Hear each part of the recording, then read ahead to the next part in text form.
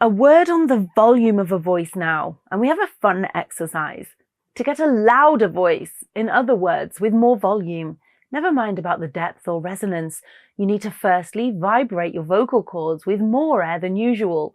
But using up more air or fuel by speaking louder means you'll have to fill up more as you speak.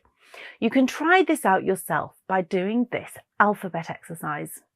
Get in your neutral position, relax and take in a big diaphragmatic breath through the nose. Now be very softly spoken and read the alphabet as fast as you like, but still separating the letters clearly. See how many repetitions of the whole alphabet you can manage. Of course, it's dependent on your lung size, and this is a similar test in a way to our breathing bubble test. But how many letters you can recite is also dependent on the volume or loudness that you use. A, B, C, D, E, F, G, H, I, J, K, L, M, N, O, P, Q, R, S, T, U, V, W, X, Y, Z. A, B, C, D, E, F, G,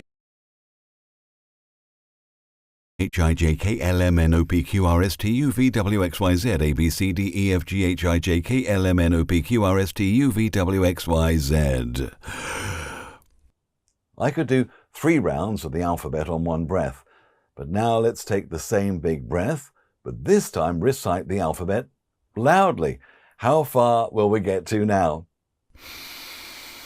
A, B, C, D, E, F, G, H, I, J, K, L, M, N, O, P, Q, R, S, T, U, V, W, X, Y, Z. A, B, C, D, E, F, G, H, I, J, K, L, M, N, O, P, Q, R, S, T.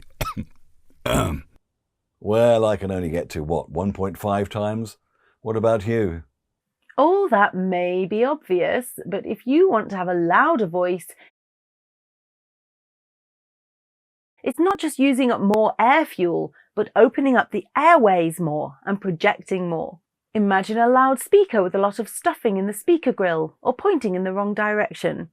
That sound has to get out cleanly to be heard better. It's like that with your voice and how you use it. There are 2 sides to this projection, mental and physical. The mental side to it, it's basically imagining that your voice is laser targeted. It's coming out of your mouth at enormous speed and power. Imagine a red flame of voice that will reach its target easily and be heard. It's that kind of thinking. You really are throwing and forcing your voice out there. That's the mental attitude if you want to speak loudly. The physical attitude to speaking loud is a little harder to explain. Yes, the more air pressure you can give the vocal cords via using air fuel should create a louder voice, but the vocal folds must be touching with just the right pressure that's personal to you and your body. If you force them together more than this optimum pressure, the voice will sound strained. Have you noticed this when you're actually shouting at a sports game or in a nightclub? You'll discover if you pull back a little on the actual pressure of the voice, it will sound far less strained and actually become louder than putting more pressure on.